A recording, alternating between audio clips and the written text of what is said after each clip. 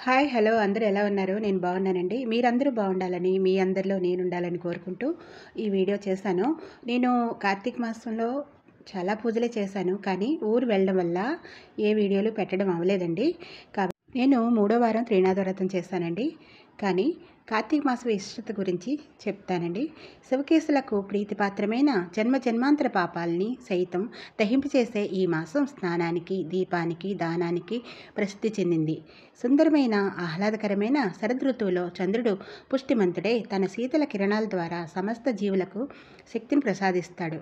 శివకేశవులిద్దరికీ ఈ నెల ప్రీతిపాత్రమైంది కనుక ఈ నెలంతా చల్లని నీటి స్నానాలు, దీపదానాలు, ఇతర దానాలు, జపం, ఉపవాసం, వనభోజనం వంటివి చేయాలి. ఈ మాసంలో 2 బద్దలుగా ఉన్న వస్తువులు అంటే కందిపప్పు, పెసరపప్పు, మినపప్పు వంటి పప్పు దినుసులు విడిచిపెట్టాలి. ఈ నెలలో శ్రీ మహావిష్ణువు తులసి, జాజి పూలతోనూ, మహావిష్ణువుని మారేడు దళాలతోనూ, జిల్లేడు పూలతోనూ పూజించాలని శాస్త్రం చెబుతుంది. మహేశ్వరునికి సోమవారం అత్యంత ప్రీతిపాత్రం కనుక సోమవారాలు ఉపవాసం చేయటం మేలు. కార్తీక మాసంలో వనభోజనాలు చేయాలని శాస్త్రం అంటుంది. రకరకాల చెట్లున్న ప్రాంతంలో ఉసిరిక చెట్టును పూజించి దాని కిందే కూర్చుని పనసాకుల విస్తరిలో భోజనం చేయాలి. కార్తీక మాసం ఆధ్యాత్మిక సాధనకు అత్యంత పవిత్రమైనది, మహిమాన్వితమైనది. ఈ రోజు నుండి సూర్యోదయం పూర్వమే నదీ స్నానం చేయడం శ్రేష్టం. నది లభ్యం కాకపోతే లభ్యమైన జలాలతోనే స్నానం చేయాలి. ఋతు పరివర్తనాల వల్ల వాతావరణంలో వచ్చే మార్పులను దృష్టిలో ఉంచుకొని శారీరక, మానసిక, ఆధ్యాత్మిక ఆరోగ్యాలకు వాటికి ఉన్న సంబంధాన్ని వైజ్ఞానిక దృష్టిలో అర్థం చేసుకోవాలి. ఈ మాసంలో శరదృతువు పవిత్ర జలం హంసోదకంగా పిలువబడుతుంది.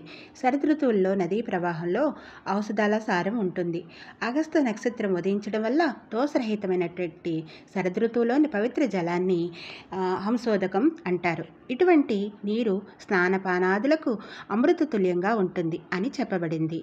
మానసిక, శారీరక రుగ్మతలు తొలగించి ఆయుస్సు, ఆరోగ్యాన్ని ప్రసాదించి ఈ ఉషోదయ స్నానం కార్తీకంలో ప్రముఖ స్థానం పొందింది. పైత్య ప్రకోపాలని తగ్గించేందుకు ఈ హంసోదక స్నానం ఆచరించాలి. చీకటి ఉండగానే ఉషఃకాల సమయంలో సుమారు 10-15 నిమిషాల కాలం ఉదర భాగం ములుగునట్లుగా నదిలో స్నానం ఆచరిస్తే ఉదర సంబంధమైన వ్యాధులు సులభంగా నయమవుతాయి. కార్తీక మాసంలో గృహంలోనూ, తులసి కోట ముందు, దేవాలయంలోనూ దీపం వెలిగించే వారికి అఖండ సర్వప్రాప్తి కలుగుతుందని శాస్త్రం వచనం. ఈ నెలలో వచ్చే కార్తీక పౌర్ణమి యొక్క విశిష్టత. పౌర్ణమి రోజున కృత్తిక నక్షత్రం ఉండడం వలన ఈ మాసాన్ని కార్తీక మాసం అంటారు. ఈ మాసంలో చేసే సమస్త పూజలు, జపాలు, దానాలు, తీర్థయాత్రలు, ఉపవాస దీక్షలు మొదలైనవన్నీ కూడా అత్యంత పుణ్య ఫలితాన్ని ఇస్తాయి. ప్రత్యేకించి దీపారాధన సర్వశ్రేష్టమైన విధుల్లో ఒకటి.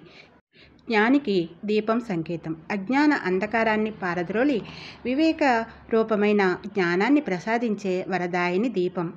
దీపమున్న చోట జ్ఞానం, ఐశ్వర్యం కలుగుతాయి. మన సంస్కృతిలో దీపం రూపంలో భగవంతుడిని ఆరాధించడం అనాదిగా వస్తున్నది.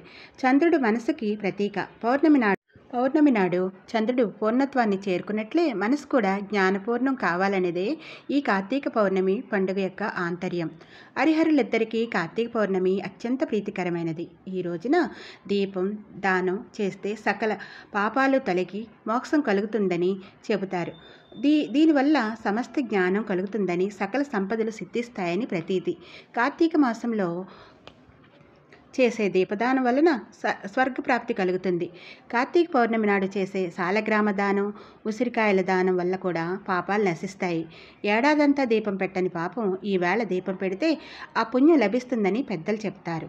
గంగా, గోదావరి మొదలైన పుణ్య నదుల్లో కార్తీక దీపాలను వదలడం కన్నుల పండుగగా జరుపుతారు.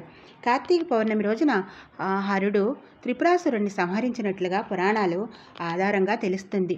ఈ విజయాన్ని సంస్మరిస్తూ స్త్రీలు నేటి రాత్రి తులసి చెట్టు వద్ద 365 ఒత్తులను నేతిలో ముంచి దీపం వెలిగిస్తారు. ఈ పవిత్ర దినాన విష్ణువాలయంలో స్తంభ దీపం పెట్టిన వారు శ్రీ మహావిష్ణువుకి ప్రీతివంతులవుతారు. ఈ దీపాన్ని చూసిన వారి పాపాలు పటాపంచలవుతాయని విశ్వసిస్తారు.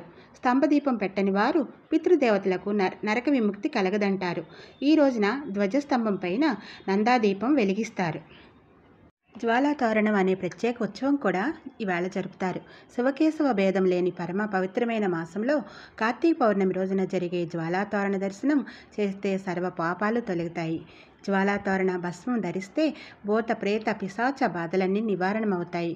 కార్తీక జ్వాలా దర్శనం వలన మానవులకు పశుపక్షాదులకు క్రిమి కీటకాలకు సైతం పునర్జన్మ ఉండదని ప్రతీతి. క్షీరాబ్ది ద్వాదశి ప్రాముఖ్యత.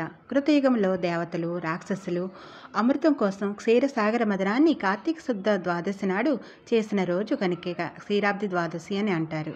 అమృతం కోసం క్షీరసాగరాన్ని చిలికారు కనుక చిలుక ద్వాదశి అని కూడా అంటారు. దీన్నే యోగీశ్వర ద్వాదశి, హరిబోధిని ద్వాదశి, బృందవాన ద్వాదశి అని పిలుస్తారు. ఈ శ్రీ మహావిష్ణువు ద్వాదశి రోజు తులసి బృందావనానికి వస్తాడని ప్రతీతి. సూర్యాస్తమయం అనంతరం స్త్రీలు తులసికోటలో శ్రీ మహావిష్ణువు ప్రతిమను ఉంచి ఆచరించే వ్రతం వలన 5వ తనం ప్రాప్తించి సుఖ సంపదలు కలుగుతాయని విశ్వసిస్తారు. ఈరోజు చేసే సంతర్పణలు పారాయణ వల్ల బ్రాహ్మణ సమారాధన వల్ల అనంత పుణ్యం లభిస్తుంది. సూర్యగ్రహణ సమయాన గంగా నదీ తీరాన 1 కోటి మంది బ్రాహ్మణులకు అన్న సమారాధన చేయడం వల్ల ఎంత పుణ్యం కలుగుతుందో అంత పుణ్యం కార్తీక ద్వాదశి నాడు ఒక్క బ్రాహ్మణునికి అన్నం పెట్టడం వల్ల కలుగుతుంది. ద్వాదశి రోజు ఏ దానం చేసినా జన్మాంతరాల పాపాలు నశిస్తాయి. ఏకాదశి నాడు రాత్రి 1 జాము ఉండగా కార్తీక శుద్ధ ద్వాదశి నాడు క్షీర సముద్రం నుండి శ్రీహరి నిద్రలేస్తాడు. అందువల్ల దీనికి హరిబోధిని ద్వాదశి అని పేరు వచ్చింది. అటువంటి ఈ హరిబోధిని నాడు ఎవరైతే కనీసం 1 బ్రాహ్మణునికైనా అన్నదానం చేస్తే విష్ణు సాయుధ్యాన్ని పొందుతారు. ఎవరైతే ఈ ద్వాదశి నాడు పాలిచ్చే ఆవును వెండిడెక్కల బంగారం కొమ్ములతో అలంకరించి పూజించి దూడతో సహా గోదానం చేస్తారో వాళ్ళు ఈ ఆవు శరీరంపై ఎన్ని రోమాలైతే ఉంటాయో అన్ని వేల సంవత్సరాలు స్వర్గంలో నివసిస్తారు. ఈరోజు వస్త్రదానం చేసిన వాళ్ళు వైకుంఠాన్ని చేరుతారు. సాలగ్రామాన్ని బంగారపు తులసి వృక్షాన్ని దక్షిణతో సహా దానం చేస్తారో వాళ్ళు చతుస్సాగర పర్వంతమైన సమస్త భూమండలాన్ని దానం చేసినంత పుణ్యాన్ని పొందుతారు. దేవాలయాల్లో దీపాలు వెలిగించడమే కాకుండా ఇతరులు వెలిగించిన వాటిని ఆరిపోకుండా చూస్తే సకల పాపాలు తొలగిపోతాయి. భగినీ హస్త భోజనం యమద్వితీయ పండుగ విశిష్టత. కార్తీక మాసం ప్రారంభమయ్యే 2వ రోజు వచ్చే విదియ తిథిని యమద్వితీయ లేక ద్వితీయగా జరుపుకుంటారు. తోడబుట్టిన ఆడ సంతానాన్ని భగిని అంటారు. ఆమె చేతిలో వండిన భోజనం చేయడాన్ని భగినీ హస్త భోజనం అంటారు. పురాణ కథనాన్ని అనుసరించి యమధర్మరాజు తన సోదరి అయిన యముని ఇంటికి తన పరివారంతో వెళ్ళి ఆమె స్వయంగా చేసిన పదార్థాలను భుజించి సంతుష్టుడవుతాడు. సంతోషంతో ఆమెని వరం కోరుకోమనగా ఎవరైతే కార్తీక శుద్ధ విదియ రోజున తమ సోదరి చేతి భోజనాన్ని స్వీకరిస్తారో వారికి యమబాధలు కలగకూడదని వరం కోరుకున్నది. యమ ధర్మరాజు సంతోషంతో ఆమె కోరిన విధంగా వరాన్ని ప్రసాదిస్తాడు. ఈ కథ వెనుక అంతరార్థాన్ని పరిశీలిస్తే వివాహమైన స్త్రీ అత్తవారింట ఎలా ఉన్నదో కనీసం సంవత్సరానికి ఒకసారైనా వెళ్ళి అక్కడ స్థితిగతుల్ని క్షేమ సమాచారాలన్నీ ఆమె పట్ల వారి కుటుంబ సభ్యులు ప్రవర్తనని ప్రత్యక్షంగా తెలుసుకోవడానికి సోదరులు వారి ఇంటికి వెళ్తారు. తండ్రి తర్వాత అన్నదమ్ములే తండ్రితో సమానం కావున ఈ ఆచారం ఏర్పడింది అని తెలుస్తుంది. కుటుంబంలో ప్రతి ఒక్కరూ వారి వారి కుటుంబ సభ్యుల పట్ల ఎంతో ఆప్యాయతని ప్రేమాభిమానాలని కలిగి ఉండడం, ఒకరి కష్టసుఖాలను మరొకరు పంచుకోవడం మన భారతీయ సంస్కృతికి గొప్ప నిదర్శనం. కుటుంబాలు విడిపోకుండా ఉండడానికి ఇటువంటి సామాజిక సంప్రదాయాలు ఎన్నో చూడవచ్చు. ఈ రోజున ప్రతి సోదరుడు వారి సోదరి యొక్క ఇంటికి వెళ్ళి ఆమె ఇంట భోజనం చేసి వారి సుక్తానుసారం కట్న కానుకలు, పసుపు కుంకుమ, వస్త్రాభరణాలు ఇస్తారో అటువంటి వారికి ఆపమృత్యు దోషాలు దరిచేరవు, నరక బాధలు ఉండవు. అలాగే స్త్రీ తమ సోదరులను పిలిచి అన్నం పెట్టి ఆదరిస్తుందో అటువంటి స్త్రీ సుమంగళిగా సుఖ సంతోషాలతో జీవిస్తుందని పురాణాల ద్వారా తెలుస్తుంది. త్రినాథ పూజా విధానము. త్రినాథుల మేళా జరుపువారు ముందుగా త్రినాథుల పటమని పూలతో అలంకరించి వారి ఎడంవైపు గణపతిని ఉంచాలి. 3 దీపములు వెలిగించి అగరొత్తులు వెలిగించాలి. తాంబూలము ప్రసాదాలు 3 భాగాలు చేసి ఉంచాలి. తర్వాత భక్తితో, ఓ త్రినాథ స్వాములారా, ఈ పూజా స్థలమునకు మీరు వచ్చి నేను చేయు ఈ మేళాన్ని స్వీకరించండి అని భక్తితో పిలవాలి. వారి కోసం తయారు చేసిన పదార్థాలన్నీ భక్తితో వారికి సమర్పించి అగ్నిలో గంజాయిని వేయవలెను. ఆ తర్వాత త్రినాథుల పాదాలకు నమస్కరించాలి. తర్వాత అందరూ భక్తితో స్వామివారి కథ విని ప్రసాదంను స్వీకరించవలెను. శుక్రాంబరధరం విష్ణుం శశివర్ణం చతుర్భుజం ప్రసన్నవదనం ధ్యాయే సర్వవిఘ్నోపశాంతయే అగజానన పద్మార్కం గజానన మహర్నిశం అనేకదంతం భక్తానాం ఏకదంతం ఉపాస్మహే. త్రినాథ వ్రతకథ. భక్తులారా, మనస్సు నిర్మలంతో వినండి. త్రినాథుల చరిత్రము మాటిమాటికి వినినను అమృతములే ఉండును. శ్రీపురము అను గ్రామమునందు మధుసూదనుడను ఒక బ్రాహ్మణుడు ఉండేవాడు. అతడు మిక్కిలి దరిద్రుడచే విక్సమెత్తుకుని జీవించేవాడు. ఆ బ్రాహ్మణునకు ఒక కుమారుడు కలిగాడు. తల్లికి పాలు చాలనందున ఆ బాలుని శరీరము దినదినము కృషించుచున్నది. ఆ బాలుడు చిక్కిపోవచ్చున్నందున ఆ బ్రాహ్మణుని భార్య భర్తతో, అయ్యా, మన పిల్లవానికి పాల కోసము పాలు ఇచ్చే ఆవునొకటి తీసుకుని రండి అని అన్నది. ఆ మాట విని భర్త ఓసి, నీకు పిచ్చి పట్టినదా, వెర్రి పట్టినదా? మనము చూడగా కడు బీదవారము. పాలు ఇచ్చే ఆవును ఏ విధముగా కొనగలము? ధనరాశులు మన వద్ద ఏమైనా ఉన్నాయా అని బ్రాహ్మణుడు అన్నాడు. ఆ మాటలు విన్న భార్య ఎంతో దుఃఖిస్తూ, ఓ బ్రహ్మదేవుడా, నీవు మా ఇంట పేదవారింట్లో ఈ బిడ్డను ఎందుకు పుట్టించావు? ఏమి తిని ఈ బిడ్డ బ్రతుకుతాడు? ఈ శిశుహత్య నాకు చుట్టుకుంటుంది అని దుఃఖించుచుండగా పిల్లవాని ఏడుపు చూసి బ్రాహ్మణుడు దిక్కుతోచక విచారించి తన ఇంటిలో ఉన్న కమండలము మొదలగు చిల్లర సామాన్లు సంతలో అమ్మగా 5 రూపాయలు వచ్చినవి. ఆ 5 రూపాయలు జాగ్రత్తగా పట్టుకుని వెళ్ళి భార్య చేతికి ఇచ్చాడు. ఆమె ఆ సొమ్ము చూచి ఎంతో సంతోషించి భర్తతో, అయ్యా, ఈ సొమ్మును తీసుకువెళ్ళి పాలు ఇచ్చే ఒక ఆవును కొని తీసుకురమ్మని చెప్పినది. భార్య చెప్పిన మాట ప్రకారం బ్రాహ్మణుడు 5 రూపాయలు చేత పట్టుకుని గ్రామము తిరిగాడు. ఇలా తిరుగుచూ పెద్ద భాగ్యవంతులకు సావుకారు ఉండే గ్రామంలోకి వెళ్ళాడు. ధనధాన్యాలు పరిపూర్ణమై కుబేరునితో ఆ సావుకారు సరిసమానముగా ఉన్నాడు. అతని ఆవులన్నీ పుష్టిగా పాలతో నిండి ఉన్నవి. ఈ ఆవుల మందులో బోధ అనే ఆవు దుష్టబుద్ధి కలది. బయటకు మేతకు వెళ్తే ఇతరుల వ్యవసాయ పొలంలో చొరబడి తినివేస్తుంది. ఒక దినమున సావుకారు చూస్తుండగానే పెద్దవారి పొలంలోకి చొరబడి పండిన పంటను తిని వేయిచుండగా అది చూసి సావుకారు ఎంతో కోపంతో, ఈ ఆవు దుష్టబుద్ధి గలది, ఈనాటి నుండి దీని ముఖం చూడకూడదు. దీని దూడను ఇప్పుడే అమ్మివేస్తాను. దీని ఖరీదు 50 రూపాయలు అయినప్పటికీ ఇప్పుడు బేరం వచ్చినచో 5 రూపాయలకి ఇచ్చి వేస్తానన్నాడు. ఆ మాటలు విన్న బ్రాహ్మణుడు సావుకారుతో, అయ్యా, సావుకారు గారు, 5 రూపాయలు నేను ఇస్తాను. ఆవు దూడ రెండింటినీ నాకు ఇప్పించండి అని అడిగాడు. అందుకు ఆ సావుకారు చిరాకుతో, ఓ బ్రాహ్మణుడా, నీకు వెరిపెట్టినదా అని అన్నాడు. అంతటా బ్రాహ్మణుడు, మీరు పరువు గల సావుకారులు, మీరు అన్నమాట నిలుపుకోండి, మాట తప్పితే మీరు అసత్యులవుతారు అని అన్నాడు. ఆ బ్రాహ్మణుడు అన్న మాటల సావుకారు విని, ఏదో మాట వరుసకు అన్నాను, ఈ బ్రాహ్మణుడు ఎక్కడి నుండి విన్నాడు? ఈ ఆవును అతనికి ఇవ్వపోతే నాకు అసత్యం ప్రాప్తించను కదా అని వెంటనే సొమ్ము తీసుకుని ఆవును దూడను బ్రాహ్మణునికి ఇచ్చాడు. ఈ ఆవును చూడగానే బ్రాహ్మణుని భార్య చంద్రుని చూచిన కలువ వలె సంతోషపడినది. వెంటనే పాలు పితికి కుమారునికి పోసి ఆనందించింది. ఈ విధంగా కొన్ని దినములు గడిచిన తర్వాత ఒకసారి ఆవు ఎటో పోయినది, కనిపించలేదు. పొద్దుపోయి చీకటి వేళైనది. ఆవు కూడా రాకపోవటం చూసి బ్రాహ్మణుడు అన్ని చోట్ల సమీపంలో ఉన్న వ్యవసాయ భూముల్లోనూ వెతికి చూశాడు. ఆవు జాడ కనిపించలేదు. తెల్లవారుగానే నిద్ర మేలుకొని ఆవును వెతుకుటికై బయలుదేరి కొంత దూరం వెళ్ళి అలసటగా ఉన్నందున తోటలో ఒక చెట్టు కింద కూర్చున్నాడు. అది ఒక మర్రి చెట్టు. పైన 3 ఆ చెట్టుపై కూర్చుని ఉన్నారు. వారు వరుసగా బ్రహ్మ, విష్ణు, మహేశ్వరులు. వారే త్రిమూర్తులు. అటువంటి చెట్టు కింద బ్రాహ్మణుడు కూర్చుని అలసట తీర్చుకుని లేచిపోచుండగా త్రిమూర్తులు బ్రాహ్మణితో, ఓ బ్రాహ్మణుడా, నీవు ఎంతో విచారంతో ఉన్నావు. ఎందుకు? నీవు ఎక్కడికి వెళ్ళుచున్నావు? మాకు వివరంగా చెప్పని అడుగగా బ్రాహ్మణుడు చేతులు జోడించి, అయ్యా, నేను కడు బీదవాడను, భిక్షమెత్తుకుని బ్రతికేవాడను. నాకు ఒక ఆవు ఉన్నది, అది కనిపించట్లేదు. ఈ దినము శ్రీపురం సంత అగుచున్నది. ఆ సంతకు వెళ్ళి వెతికెదను. ఎలాగైనా దొంగిలించి తీసుకుని పోయినట్లయితే ఆ సంతలోనే అమ్ముతారు కదా. స్వాములారా, ఈ ఆవుద్దేశంతోనే నేను వెతుక్కుంటూ వెళ్ళుచున్నానని చెప్పాడు.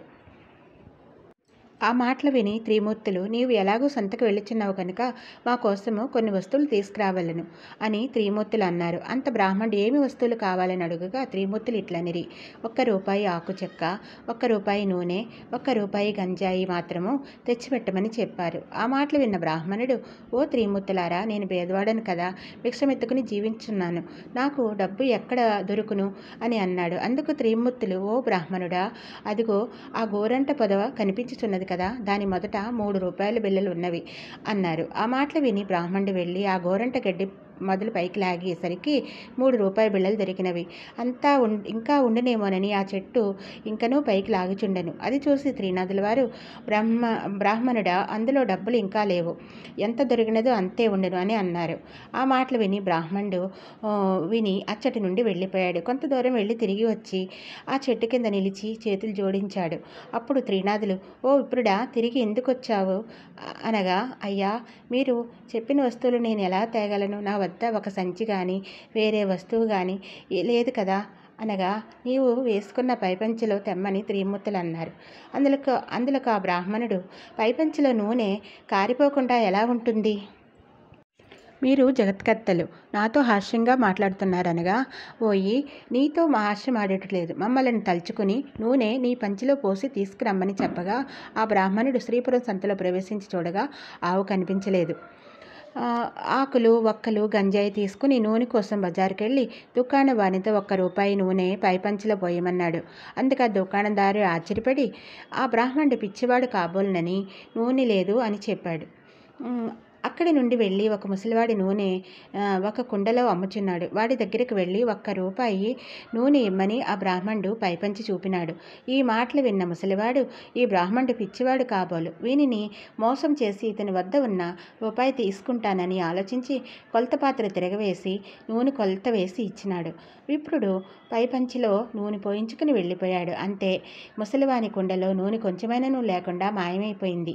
అది చూసి ముసలివాడు లబోదిబోమని మూర్చపోయాడు.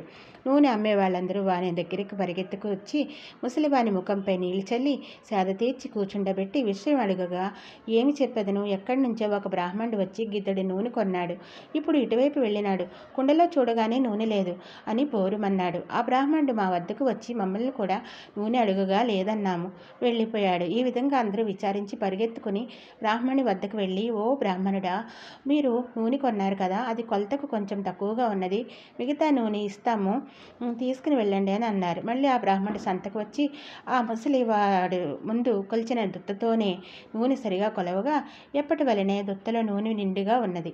అది చూసి ముసలివాని ఆనందము చెప్పనలవి కాదు. తరువాత బ్రాహ్మణునిపై పంచిలో నూనె పోయగా అది పట్టుకుని బ్రాహ్మణుడు వెళ్ళి త్రిమూర్తుల వారికి ఆ సామాన్లు, నూనె వారికి అందజేసి సెలవడిగాడు. సెలవడుగని త్రిమూర్తులు బ్రాహ్మణుతో, ఓయి, నీ పేదరికము, నీ కష్టము చూసి మాకు నీపై దయ కలిగినది. నీవు త్రినాథుల సేవ చేస్తే నీ దరిద్రము పటాపంచలై గొప్ప సంపదలు కలుగునని త్రినాథులనగా, అది విని స్వామి, ఏ వస్తువులతో మీ పూజ చేయవలనో వివరంగా చెప్పండి అన్నారు. అప్పుడు వారు, ఓ ద్విజుడా, మా పూజకు అధిక ద్రవ్యం అక్కర్లేదు, కొంచెంతోనే తృప్తి పొందుతాము. ఇప్పుడు నీవు తెచ్చిన 3 రూపాయల సామాగ్రి చాలును. త్రిమూర్తుల పూజా ద్రవ్యములు ఇంతే, మాకు వీటితోనే మేళా చేయము. 3 మట్టి మూకుడులందు గంజాయి నలిపి అందులో నిప్పుతో ధూపము వేయవలను. 3 దీప ప్రమిదలలో నూనె ఒత్తులు వేసి ఆకు చెక్కలు జాగ్రత్త చేసి ఉంచి రాత్రి తొలిజాములో నీ ఇంటి బంధుమిత్రులను పిలిచి పూజా ద్రవ్యములతో పాటు అన్ని పదార్థములను స్వాములకు సమర్పించవచ్చు. ఆ విధంగా చేసిన సకల పాపములు నివారణ అగును అని అన్నారు. అది విని బ్రాహ్మణుడు సంతోషంతో పూజ చేయటకు ఉపక్రమించాడు. చెట్టు మొదటనే పూజ ప్రారంభించి గంజాయితో పాటు పూజా వస్తువులు జాగ్రత్తపరిచాడు. అప్పుడు త్రిమూర్తులు, నీ పైపంచ చెంగు చీరి ఒత్తులు చేయమనగా, బ్రాహ్మణుడు, అయ్యా, నేను భేద బ్రాహ్మణుడను, భిక్షమెత్తుకును దినమును గడుపుకును కుటుంబ పోషణ చేయుచున్నాను. దీపం ముట్టించుటకు అగ్గి లేదు, పైపంచ ఒత్తులకు ప్రాప్తమైనది. నా ఆవు దొంగలు పాలైనది, నా కుటుంబం ఉపవాసంతో ఎదురుచూస్తుంటారు. ఏ విధంగా నేను పూజ చేస్తాను అని నిరుత్సాహంతో బ్రాహ్మణుడు కూర్చున్నాడు.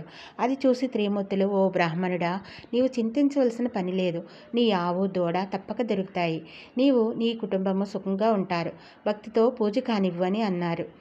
అంతటా బ్రాహ్మణుడు చేతులు జోడించి, స్వాములారా, అటువంటి భాగ్యం నాకెప్పుడు కలుగుతుందో అప్పుడు 5 మేళాలు స్వామివారికి చేస్తాను, ఆ మాట సత్యమని అన్నాడు.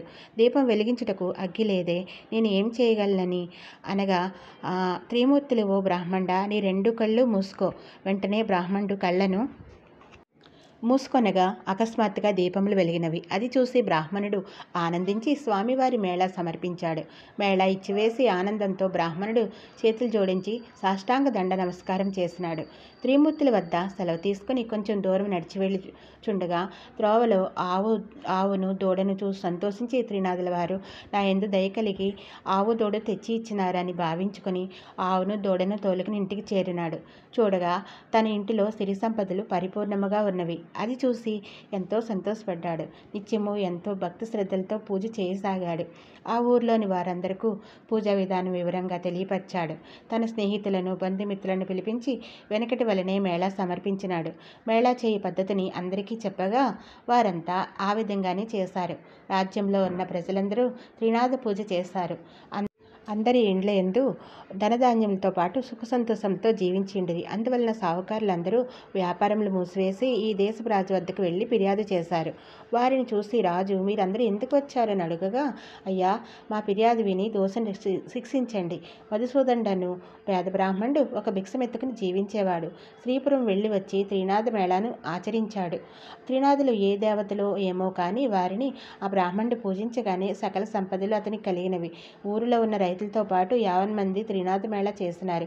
గుడ్డివారు కుంటివారు అందరూ కూడా ఈ మేళాను చేసి అందరూ మోక్షం పొందారు. తన ధాన్యాలు కలిగి కుబేరునితో సమానమైపోయారు.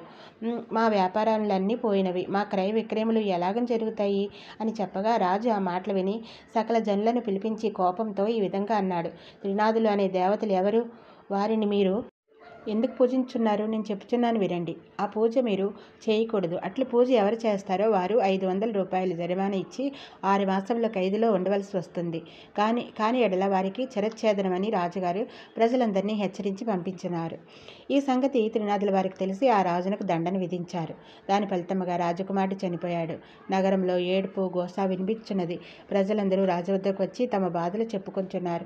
రాజు దైవకృప తప్పడం వలన తన కుమారుడు చనిపోయాడని తన తప్పు తెలుసుకున్నాడు. దహనం చేటకు స్వర్ణ భద్రా నదీ తీరం నందు ఆ శవం ఉంచారు. త్రినాథులకు దయ కలిగినది. రాజకుమారుని బతికిస్తే రాజుకు జ్ఞానోదయం అవుతుందని ఆలోచించి బ్రాహ్మణ రూపంలో ఆ శ్మశానమునకు వచ్చారు. రాజును వారి సమూహమును చూసి మీరందరూ ఈ నది తీరంనకు ఎందుకు వచ్చారు? అందరూ విచారంగా ఎందుకు కూర్చున్నారు? ఈ పిల్లవాడు ఎందుకు పడుకుని ఉన్నాడు అని అడుగగా వారంతా త్రిమూర్తులతో ఇలా అన్నారు. మీతో ఏం చెప్పగలం? రాజకుమారుడు చనిపోయాడు అని ఏడుస్తూ చెప్పారు. ఆ మాటలు విన్న త్రిమూర్తులు, ఓ జనులారా, ఈ యువరాజు చనిపోవటకు కారణం త్రినాథుల వారికి రాజు అపరాధం చేసినందుకు ఈ మృత్యు కలిగినది. ఇప్పుడు మీరందరూ త్రినాథులను భజిస్తే ఈ బాలుడు ప్రాణంతో లేచి కూర్చుంటాడు. మా మేళ చేయుటకు రాజు ఒప్పుకున్నట్లయితే ఈ రాజకుమారుడు బ్రతకగలడని చెప్పి త్రినాథులు అదృశ్యులైనారు. అందరూ వారి మాటలను విని త్రినాథ స్వాముల పేర్లు యువరాజు చెవిలో పెద్దగా చెప్పారు. 7 మేళాలు చేయుటకు ఒప్పుకున్నారు. అలా ఒప్పుకోగానే రాజకుమారుడు లేచి కూర్చున్నాడు. అది చూసి సంతోషంతో అందరూ పెద్దగా త్రిమూర్తుల పేరు మాటిమాటికి స్మరించారు. అందరి నోటి నుండి వెలువడిన మాటలు సముద్ర గర్జన వలె వినిపించినవి. ఆ రాజ్యంలోని ఒక వర్తకుడు ఊరి మీదుగా తన వాడలతో విదేశములకు సరుకులను తీసుకుని వెళ్ళుచుండెను. ఆ వాడలో ప్రయాణం చేస్తూ స్వర్ణ భద్రా నదీ తీరమున ప్రవేశించాడు. అచ్చట ఉన్న జన సమూహాన్ని చూసి, జనులారా, త్రినాథులనగా ఎవరు? వారి పేర్లను మీరెందుకు స్మరించుచున్నారు? వినడానికి శ్రద్ధగా ఉన్నవి అనగా రాజుగారు, మనుషులు ఓ వర్తకుడా, బ్రహ్మ విష్ణు మహేశ్వరులు అనేవారు త్రినాథ స్వాములు. అటువంటి ప్రభువులను మా రాజుగారు పూజించినందున అపరాధుడైనాడు. ఈ అపరాధం వలన ఈ రాజకుమారుడు చనిపోవటచే ఇతన్ని మేము తీసుకుని వచ్చి అగ్ని సంస్కారం చేయుటకు పూనుకొనగా అది చూసి ప్రభులకు దయ కలిగి వచ్చి యువరాజును బ్రతికించినారు. అందుకు 7 మేళాలు చేయుటకు ఒప్పుకున్నాము.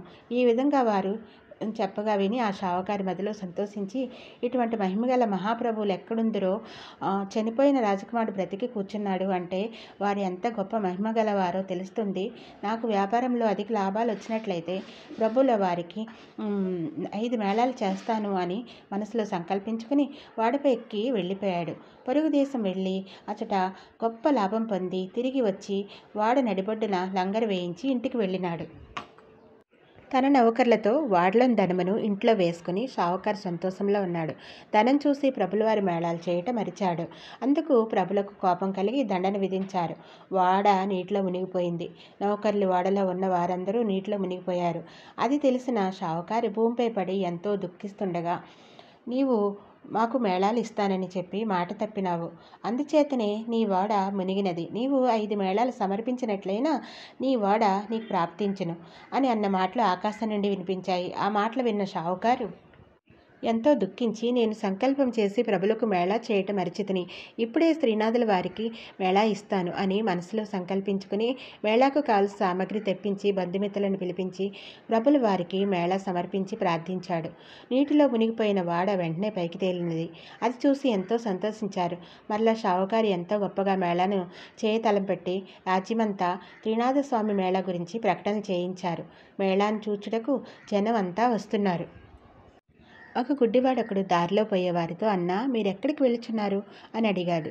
వారు త్రినాథుల మేళా చూచుటకు అని అది విని గుడ్డివాడు, నాకు కళ్ళు కానరావు, మీరందరూ నేత్రములతో సంతోషంతో చూస్తారు, నేను ఈ త్రినాథుల పూజ ఎలా చూడగలనని బాధపడగా ఆ గుడ్డివాడితో, త్రినాథ స్వామి వారిని భజిస్తే నీ కళ్ళు కనపడును, నీవు ప్రభులు వారి మేళా తప్పక చూడవచ్చునని చెప్పి వారంతా మేళా వద్దకు వెళ్ళారు. గుడ్డివాడు వారు చెప్పిన విధంగా స్వామివారి భజన చేయుచుండగా కొంచెం కొంచెముగా కళ్ళు కనపడసాగినవి. అప్పుడు గుడ్డివాడు మేళా చూచుటకు బయలుదేరాడు. దారిలో ఒక పొట్టి ఊబకాయం కలవాడు కూర్చుని ఉన్నాడు.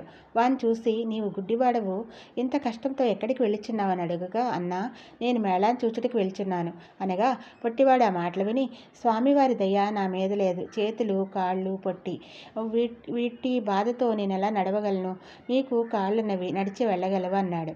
అంత గుడ్డివాడు, నీవు త్రినాథ స్వామి వారిని భజింపుము, కాళ్ళు చేతులు సరిగా వస్తాయి, తరువాత ఇద్దరం కలిసి వెళదాము, నేను పూర్తిగా గుడ్డివాడిని, ఏమాత్రం కళ్ళు కనపడేవి కాదు, త్రినాథ స్వామి వారిని భజించినాను కనుక కొంచెం కొంచెముగా చూపు వచ్చినది, అందుచే నీవు కూడా స్వామివారిని భజించావంటే నీ బాధలు నివారణ చేస్తారు అని చెప్పగా పొట్టివాడు త్రినాథ త్రినాథ అని భజించసాగాడు. గుడ్డివానితో, అన్నా, నీకు కాళ్ళున్నవి, నడవగలవు, నేను నడవలేను కనుక నన్ను నీ భుజం మీద కూర్చోబెట్టుకుని నెమ్మదిగా నడిచి వెళ్ళు, నేను దారి చూపుతాను, నిశ్చింతగా ఇద్దరము మేళాకు చేరుకుంటామని పొట్టివాడు చెప్పాడు.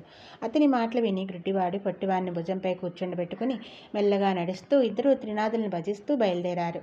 కొంతసేపటికి, ఓ మిత్రుడా, నా కళ్ళు ఇప్పుడు బాగా నిర్మలంగా కనిపించుచున్నవి అని అనగా, పొట్టివాడు, అయ్యా, ఇప్పుడు నేను కూడా నడిచిపోగలను. ఈ విధంగా గుడ్డివాడు పొట్టివాడు కలిసి త్రినాథ స్వామి మేళా దగ్గరికి చేరుకున్నారు.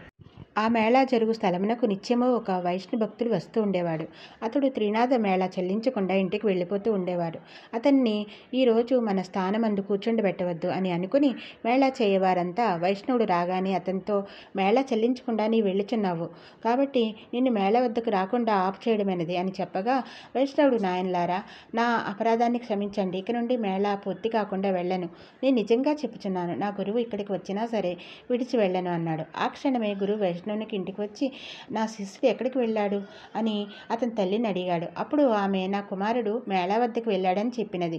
ఆ మాటలు విని గురువు అక్కడికి వెళ్ళి చూడగా అంతా స్వామివారిని భక్తి శ్రద్ధలతో పూజ చేయుచున్నారు. అది చూసి గురువునకు కోపం వచ్చి బాగా తిట్టి మేళా స్థలంను సామాగ్రిని కాలుతో తన్ని చిందరవందర చేశాడు. తరువాత వైష్ణవుని చేయి పట్టుకుని బరబరా లాక్కుని పోయాడు. కొంత దూరం వెళ్ళేసరికి బోరున వర్షం కురిసినది కనుక చీకటి కావడం వలన దారి కూడా కనిపించడం లేదు. గురు శిష్యులు చెల్లాచెదురై అతి కష్టం మీద చివరకు గురువుగారి ఇంటికి చేరుకున్నారు. గురువు ఇంటిలో చూడగా అతని తల్లి గడప వద్ద కూర్చుని ఏడ్చుతున్నది. గురువు ఆశ్చర్యపడి లోనికి పోయి చూడగా అతని భార్య కుమారుడు చనిపోయి ఉన్నారు. వారికి చూసి గురువు మూర్ఛపోయాడు. శిష్యుడు పట్టుకుని లేపి కూర్చుండబెట్టి ముఖంపై నీళ్లు చల్లి, అయ్యా, తమరు త్రినాథ స్వాములకి అపరాధం చేశారు, త్రినాథ మేళాను పాడు చేసినారు, అందుకే మీకిది ప్రతిఫలము, మీరు నిష్ఠతో స్వామివారి మేళాను చేసిన ఎడల మీ భార్య కుమారులు బతుకుతారని శిష్యుడనగా, ఆ మాట విని గురువు 5 మేళాలు ఇచ్చుటకు ఒప్పుకొనగా వెంటనే భార్య కుమారులు లేచి కూర్చున్నారు. త్రినాథ మేళా పాడు చేసినందుకు తగిన శిక్ష జరిగింది. నేను మూర్ఖుడను, అధముడను, ప్రభుల వారి మహిమ తెలుసుకొనలేకపోయాను అని ప్రభుల వారిని క్షమాపణ వేడి మేళాకు కావాల్సిన పదార్థములన్నీ తెప్పించి అందరితో కలిసి మేళా సమర్పించినారు. మేళా పూర్తయిన తర్వాత ఆకులు, చెక్కలు, గంజాయిని అందరూ పంచుకొని సేవించి సుఖం అనుభవించారు. ఈ చరిత్ర ఎవరు వింటారో వారికి కుష్ఠవ్యాధి, గుడ్డితనము మొదలగు వ్యాధులు కూడా తగ్గిపోయి తరిస్తారు. పుత్రులు లేని స్త్రీ నిర్మలంగా వింటే పుత్రులు కలుగుతారు. ఈ త్రినాథుల మేళా గురించి ఎవరైనా కొంటిగా హాస్యం మాట్లాడినా వారికి గుడ్డితనము, నడ్డితనము, కుంటితనము, మందబుద్ధి కలుగుతుంది. ఈ విధముగా మంగళహారతి. మంగళం భగవాన్ విష్ణు మంగళం, మధుసూదన మంగళం, పుండరీకాక్ష మంగళం, గరుడధ్వజ నీలాచల నివాసాయ నిత్యాయ పరమాత్మనే, శ్రీ లక్ష్మీ ప్రాణనాథాయ జగన్నాథాయ మంగళం, దత్తాత్రేయ పుత్రాయ శ్రీ త్రినాథాయ మంగళం. శ్రీ త్రినాథ మేళా సమాప్తం. అందరికీ నమస్కారం అండి. మీకు ఈ కథ నచ్చినట్లయితే అందరూ చూడండి పూర్తిగా. ఎవరు కూడా మధ్యలోనే ఆపేయకండి.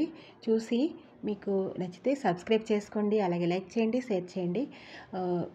మీ అందరూ బాగుండాలి, మీ అందరిలో నేను ఉండాలని కోరుకుంటూ నేను విరమిస్తున్నానండి. Thank you for watching. Please subscribe, like and share. Thank you all. Thank you.